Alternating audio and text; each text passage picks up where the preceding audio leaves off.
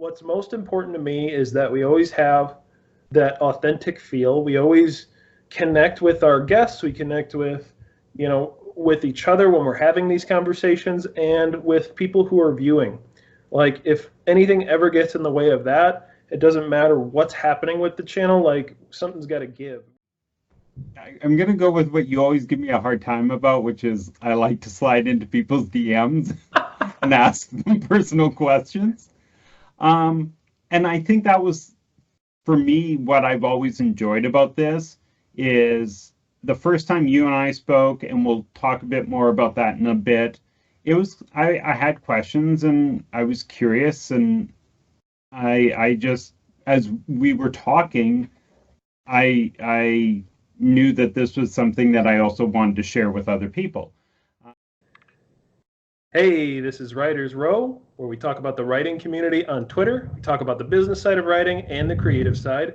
I am DC Wright-Hammer, the author of the Between Two Minds series, which is science fiction thrillers, available on Amazon.com and Wright-Hammer.com.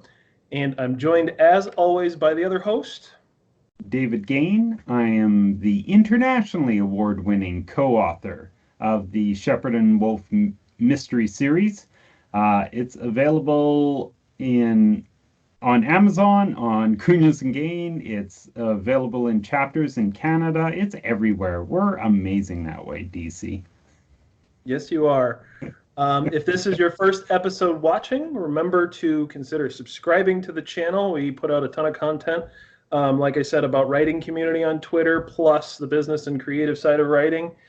Give us thumbs up, and for sure, comment down below on things you like, don't like, things you want us to talk about. We're happy to hear all of it, so we really appreciate that. So what are we talking about this week, DC? We wanted to finally do the episode, What is Writers Row? So we talk about a lot of things on this show.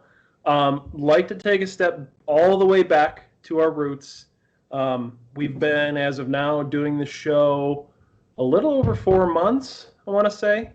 Has it been that long? 4.5 months. We're close to, this is either episode 30 or 31.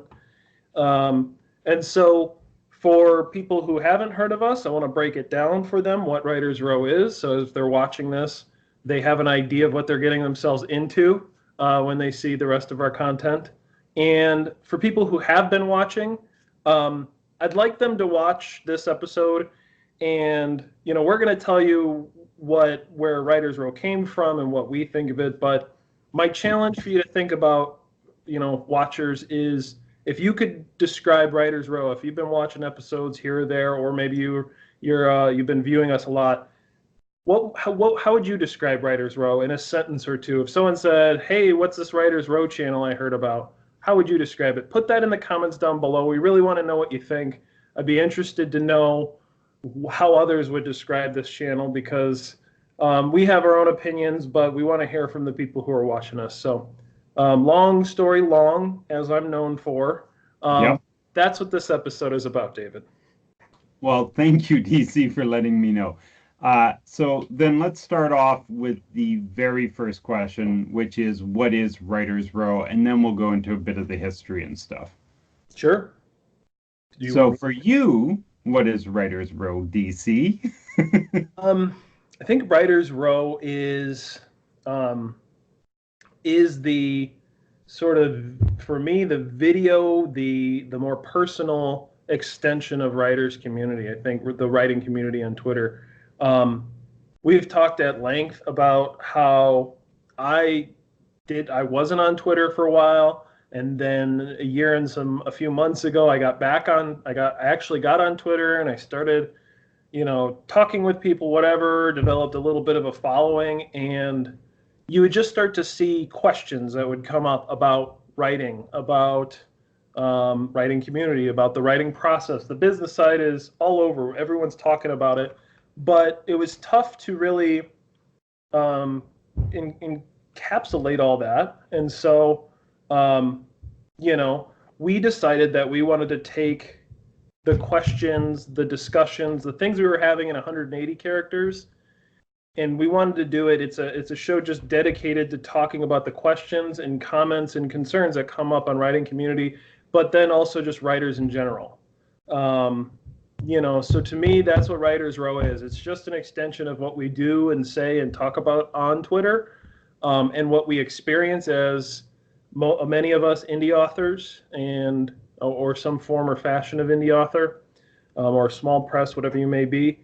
And so that's what it is for me. It's just that extension, that extra personal, where we actually do get to follow up in more than 280 characters. We do get to see people's expressions. Like, this could easily just be a podcast, and I don't know if it would be as effective as kind of the things we're putting together here and now. I feel like it gets the writer to be a little bit less of an introvert, more of an extrovert, and talk about those things that most of us hear about, some of us know about. And so, yeah, I guess to me, that's what Writers Row is. And so I'm really interested to hear, what is Writers Row to you, David Gane? You know what? As you were talking, I was kind of trying to think of it as well. And I have to say, I'm going to go with what you always give me a hard time about, which is I like to slide into people's DMs and ask them personal questions. And I think that was, for me, what I've always enjoyed about this is the first time you and I spoke, and we'll talk a bit more about that in a bit. I had questions and I was curious, and I just, as we were talking, I knew that this was something that I also wanted to share with other people. And now that we've been doing this for, what, 30 shows, you said? Yeah. That is a perfect example. It's us getting to meet other writers, other people in the community, and just having conversations, asking them, what their thoughts are about whatever the show's topic is.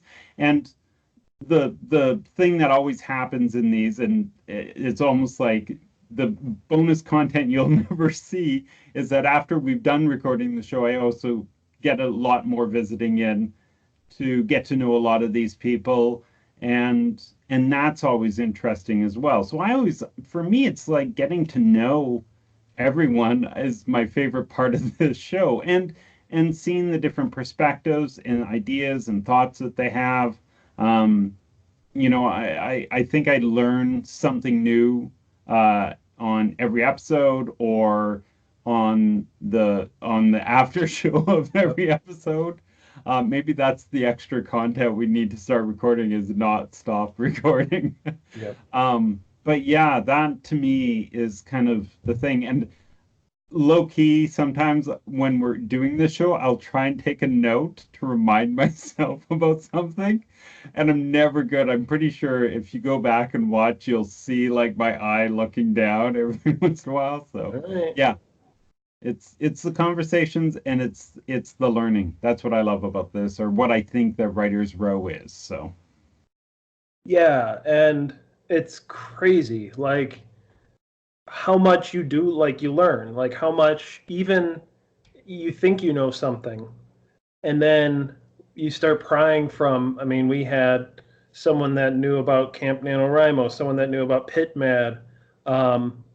We had editor on here. We've had, like, we're getting all these great perspectives, and the perception might be like, oh, this is like a scripted show or something or whatever. I mean, I guess people don't really believe that, but like we know I what we're hope talking. not. We know what we're talking about. Like, I don't want people to think that either. Like, if they think that this is like, oh, this is something that they were going to do. They work really hard and plan it. We do work hard at it, but it really is as candid and as genuine and as authentic as every show is, and that's part of why we do it. We do it because it's as helpful to us as we hope it is for everyone else. So it really is. I have this like big vision for Writers Row. We're gonna get into that as the show goes on. But it's I think it's really focused me. Now, I haven't done a ton of writing or reading since I started the show. I'm busy editing and recording. But it's still a creative outlet, and I think I needed a break from writing. I think we talked months ago on an episode, or a couple months That ago. was like, I think one of the first episodes, to be Right. honest. Writer's block. We talked about writer's block, and I have written some since then, and several thousand words here or there, but I'm not worried about that anymore because I know that I ebb and flow creatively, and I know that eventually I'm going to get the bug again, and I'm going to dig in, and I'm going to pump out two more. I pumped out 2 books in 18 months. But I think I didn't, going into Twitter, I didn't really have the drive to write much more. On Twitter, you get all these like perspectives, and you get all these people that seem like experts, and it can be overwhelming. And you can have a lot of people have the imposter syndrome when they get on Twitter, because for most of us, we're the only writer in our personal life. We don't have a ton of writers around us. That's for most of us. So when you realize that you're in this big sea of writing community writers, it can be a little intimidating. Like, I'm not afraid to admit that this long into it.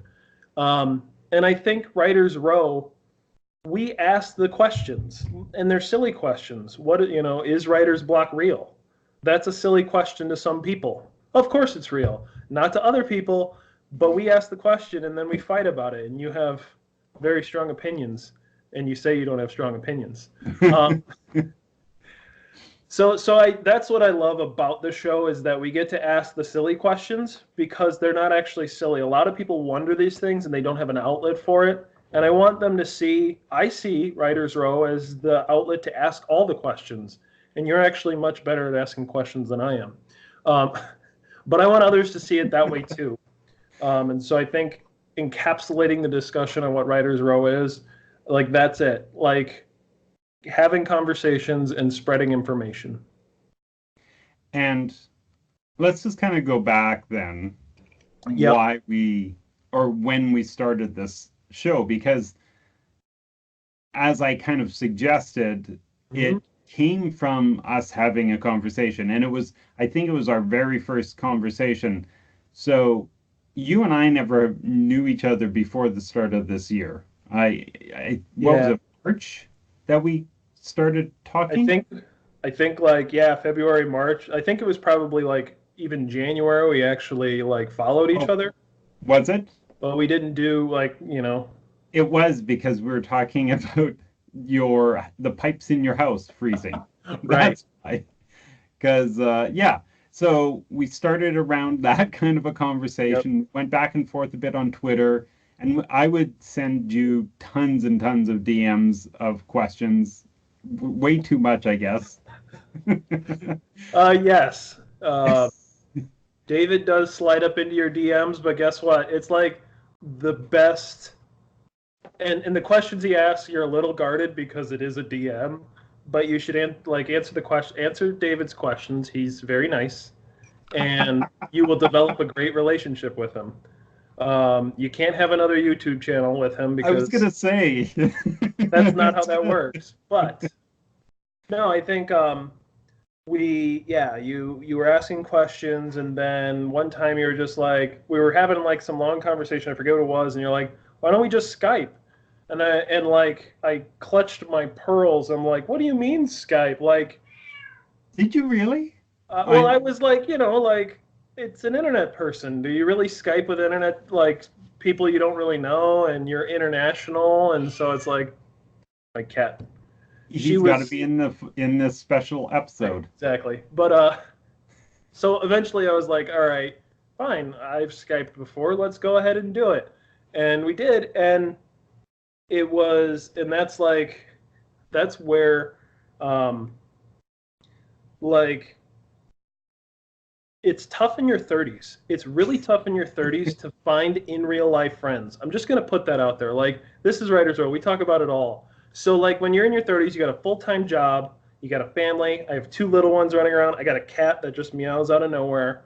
I never see my friends. I just don't. And so to have a show come to me, to have a friend like I get to chat with, it sounds cheesy, but it really is like good time. And as much as it is a show and I have to do editing and I complain about it sometimes, like I think again, it gets me out of my head, it gets me thinking and talking and being social. And I think that like I've had a lot of good things happen to me in the last 4.5 months, and I think Writers Row has been crucial to that. And I have to thank you, David, for, I mean, because you were just like, let's do Skype, and then on the Skype, you're like, what if we did a YouTube channel? I'm like, okay. Like you skipped all the courting process and you went right for asking me out, and I'm like, all right, hey, dude, come on now. Um, and so anyway, Yeah, I know I do that. but it worked out. It was funny because I remember I was at my in-laws' house and you're like, what should I call the YouTube channel? And I hadn't even like, I was like, what do you mean? What are you going to call it? I haven't even thought about this yet. And I'm like, I don't know, Writer something. You're like, we can't have that one. It's taken. And I'm like, how about Writers Row? Whatever. So even that, even the name of the show wasn't like heavily scripted. It was an afterthought. And you're like, hey, that one's not taken. I got it. Yeah, So yeah, that's the way it goes. I knew you had to go back and fix the apostrophe.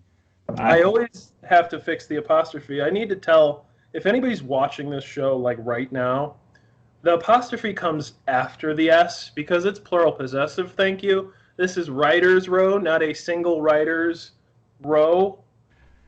So can we? It's fixed though, isn't it? it is, Okay. but everyone gets it wrong. All Oh, I writers think I that still get it wrong. you do, and that's There's okay. only one writer in this group. I Uh, don't know who it is.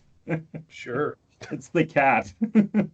Yeah, that's actually she's like we're all pen names for her. I don't know. That doesn't Yeah. work either.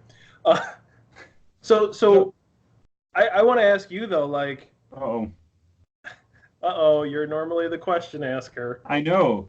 Um, but like what was driving all that? Was it simply like, hey, it might be fun or what? Like I guess I haven't really we haven't You've dug never in. asked this question. Why did I do it? Right, exactly. So let's have some candid conversation here. Okay. I honestly don't think I had a real plan. Because the part that I liked about it was first of all, I should actually take a step back. My writing partner and I had a YouTube channel, and we did it for I think a year. I forget how many episodes we did. We never hit the subscriber numbers that we have on this one, so that was always a part of my process. Was I like doing these kind of things, and I do believe in the idea of just putting it out into the world, try and give some good content back, that kind of thing. And there was in one of my old lists of ideas to try and everything like that. I actually wanted to do an interview show with writers. Mhm. The only thing that would have been a little, well, it's funny because my original plan was actually it'd be great to actually go to the place and meet people and talk to them in their space, right? But strangely enough, we're doing that anyways because every time we interview or visit with another writer or editor or whoever, they are in their space. I'm always checking out their back walls and snooping around and seeing what's there. That's not I, weird at all. I know but it's I always like seeing a writer's space because it's to me really interesting because it shows you that little bit of where they're coming from, and I always like that. So when we were talking, it just I liked the dynamic. I thought it would be fun and entertaining. So why not put it onto something? And I'm just going to take a step back now that I think of it. There's always that belief that you take the things that you are creating in whatever form and you find the byproducts or the things that are usually thrown to the side. And you and I were having a conversation. It was easy. It was natural.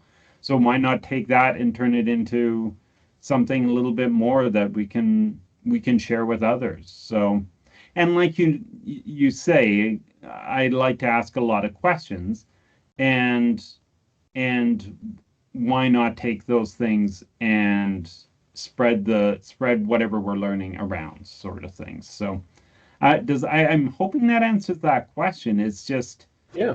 I never really I just go with what I feel is working. And that's how come I asked the question if you wanted to do the show.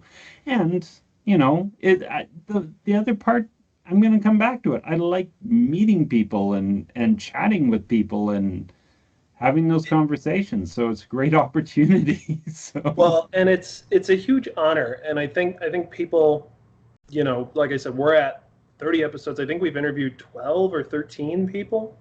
mhm. It's been a lot, and it's really cool. Like, to these people we've chatted with, we've followed, we've been on follow lists and things like that.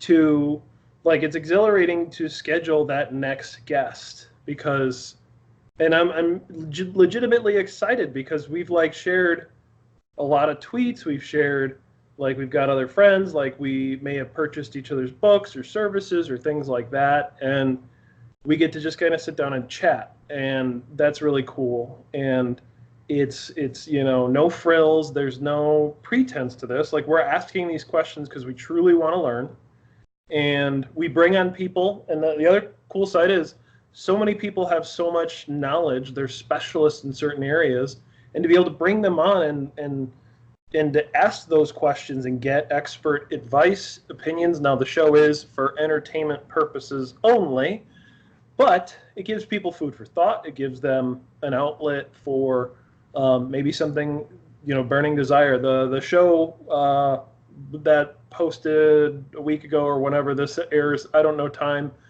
with Drew and prequels and sequels. Like, a lot of people have given us feedback. They're writing prequels and sequels right now, and just hearing us talk through it. They got us on in the background while they're trying to write their sequel, and then they'll stop and they'll hear us kind of digging in, and that's really cool. That's cool to have the conversation, and it's cool to have that live on in a media like on YouTube, where I just envision someone like me a year ago with all these questions about the writing process and all these questions about the business side, and they stumble on our channel and they just get to hang out with us. They just get to listen to, and they're like, "Oh, I have that question too. Oh, what book releases? Yeah, I want to be prepared for my book release." And all this stuff we talk about. I think it'd be really cool for people to stumble on this channel and like have people binge our faces. Like, that is the best honor, just to binge David and binge DC's faces. Um, That's so wrong. I don't know.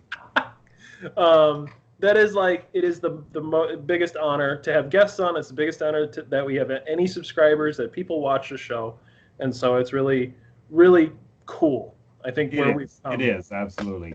it'll Uh, never get old.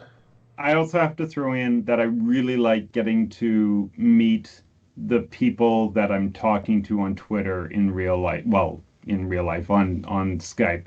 That to me is kind of cool. And figure out how to say their last names and stuff is really good too. So, With the Canadian accent and yeah. without. So, Yeah, um, absolutely. yeah, and so I think we wanted to transition in this show to talk about, like, where do we see the show going? Like, I think it's there's a lot of episodes. Like, is this the format? What do we see? And so, I wanted to actually ask and open up and ask you for input. Where do you see the show going? And you could be open and candid about that, and then I will let people know where I think the show's going. And so, let's start with you, David. It's funny because I know you've got really big plans, and really big hopes and stuff like that. Um, yeah, to be honest, I'm just kind of going with the flow a Yeah. lot of the time. I have talked to you a bit about getting like a podcast version of it where it just gives a bit more accessibility for people, and it's just one of those things that we actually have to do the work to figure out what we're doing and stuff like that. I'm a podcast listener, so it to me it makes sense to have something where people can take it everywhere. But I do agree, YouTube, you get a bit more facial expressions and feedback that way, but I can't see why both can't exist at the same time. Um, uh, I think I'm always curious about who the next guests will be. That's what I always kind of look forward to. I would love, you know, to be able to, bring up our production value a bit and Yep. work around that. Are you knocking my editing, David? No. Okay. But like, I did an upgrade on this camera, and this is the first time we've done it. Yep. Since switching things around a bit, and we already had one like drop of sound, so hopefully that's not happening again. Yep. But a bit better lighting, stuff like that. I always kind of consider are the basics that we want to do. And I will say it would be great if we had the opportunity to have someone else doing the editing, just so that it's one thing less off your plate, so that you can focus on the writing and stuff like that. So, how we would find the money to afford to do that, I don't know. But yeah. Yeah. Well, I think I see Writers Row. Like, I kind of want it to be one of the go-to channels for writing community. I think, what that means, what that looks like. Leave no writer behind is sort of the mantra that I have in my head. Basically, like, if people need that outlet, I want that. We have 30 videos. I want them to sort of have an endless stream, like, of content that is accessible, that it's not over their head, because we do ask the silly questions, we ask the plain out questions, we define things, we try to define things at the beginning of episodes and then work our way from there. I see it. You're really good at defining things. I like to slow down the questions and let's at least put forth our understanding just as a baseline, because then the questions are going to make a lot more sense. Sort of like, give them the back blurb of your book before you give them the first page. Like, give them something, some kind of hook. But that's just, that's kind of the way I like the way the show is, the way I want the show to continue to be. I want it to be big. We have 312 subscribers as of this show. That's a lot of subscribers in my mind. I think I never thought we'd get this big, and I kind of hope that we can hit milestones. 500 is around the corner. 1,000 is like the big threshold for YouTube. Full disclosure, that's when you can start to consider monetizing your YouTube channel. Do we see this as a cash opportunity? Not anything in the short term. Like, this isn't like we're putting our time and effort into it. And I know that it's not realistic to think of this as something that can produce revenue. Is it on my mind? It absolutely is. I'm in the software field. I like doing videos. I like doing YouTube. It's really neat, easy, accessible. That's all secondary, though. What's most important to me is that we always have that authentic feel. We always connect with our guests. We connect with, with each other when we're having these conversations, and with people who are viewing. Like, if anything ever gets in the way of that, it doesn't matter what's happening with the channel. Like, something's got to give. We got to get back to we have to stay with our roots. And if for some reason we stray, and I don't know why we would, that's just not where I see the channel going. Anything different than what it is. Like, this is where it's at. Better production value, because we want to have, a good experience for people watching it. We want to take as much pride as we can in the content we're producing. And so, I agree. If there's somebody out there that, editing is something they like to do, I do prefer paying people for their services. But definitely reach out. It's something we can talk about, we can consider.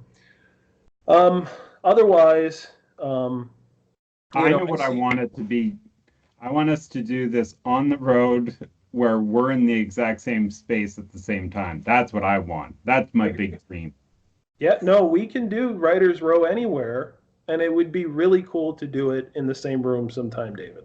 And then you and I do get on the road and we go show up at other people's houses and We could take like a week and travel do 100 shows or something. I could come to Canada one time and we hit up all the Canada destinations. You can come to the US, we can hit up all the US destinations. I see that. Could you imagine? That'd be really fun. Everyone would lock their doors and never let us in. Well, that's because we didn't tell them we were coming. I know, that happens. Yeah. Okay, anyways, what else do you want to say about your big dreams before we move on? Guests. I want to say more about the guests. There's the question that keeps coming up. How do I get on Writers Row? How do I get off Writers Row? Right.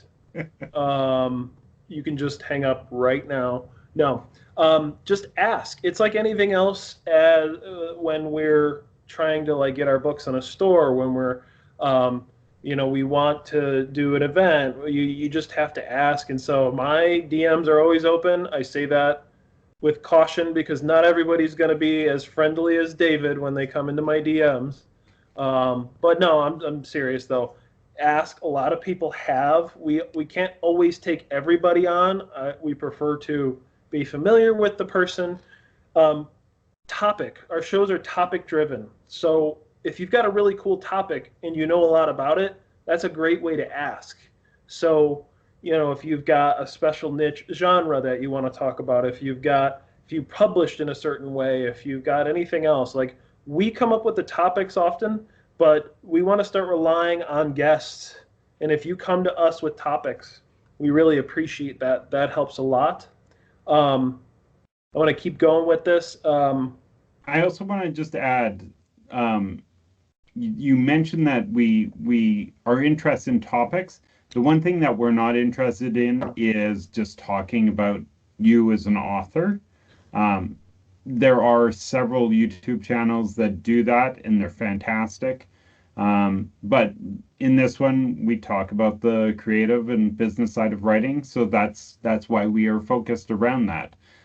Occasionally, we may do a review or two, but that's going to be very occasional because DC and I have to both read the same book at the same time, and DC's a slow reader, so...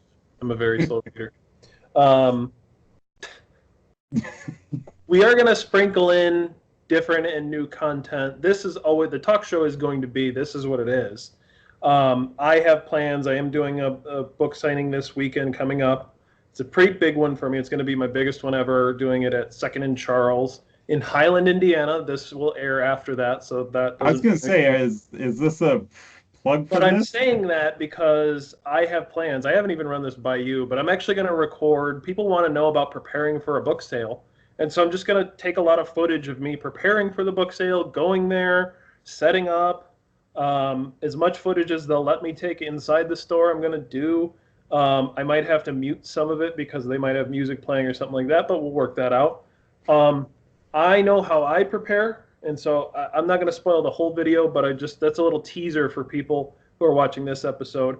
You're going to see how I prepare, and then you get to tell me how wrong it is in the episode that I record that on. So, but these are the things. Like, I like doing that. I did a tutorial episode, a 5-minute tutorial on formatting your Amazon book blurb. Like little things like that are informative, that change the pace up just a little bit, but ultimately the talk show is the foundation and will always be what Writers Row is. Awesome. Do you want me to do one of those? You do, don't you? Absolutely. And then also, does that mean I have to watch your videos? You do have to eventually watch an episode of Writers Row, David. That's yeah. I don't watch any of the episodes. I know. That's free watch minutes we're not getting. What are you waiting for? I don't think it counts. Does it count? I don't know if it counts. I don't think so.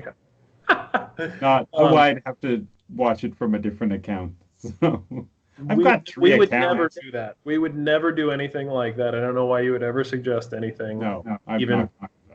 Because that would mean I'd have to watch the episode. exactly.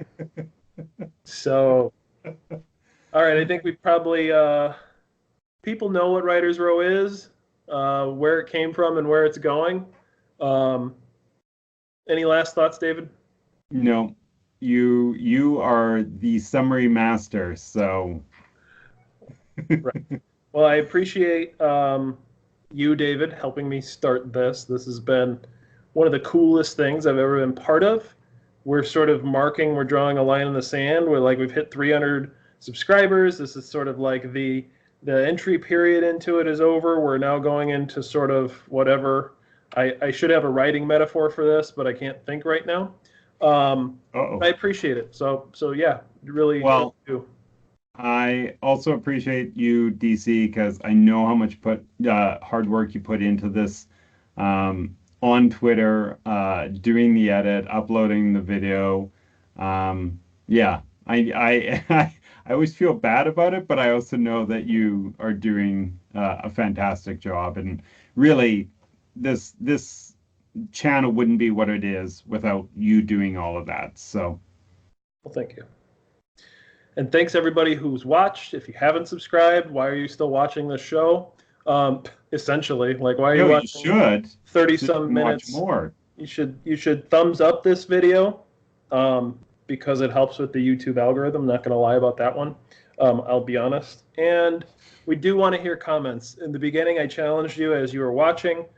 What do you think Writers Row is in a sentence or two? What does it mean to you? If you want to phrase it that way, that works as well. We really appreciate everybody who's helped out, who's shared, who's retweeted, who's watched any minutes of any episodes ever. We really appreciate it. So thank you.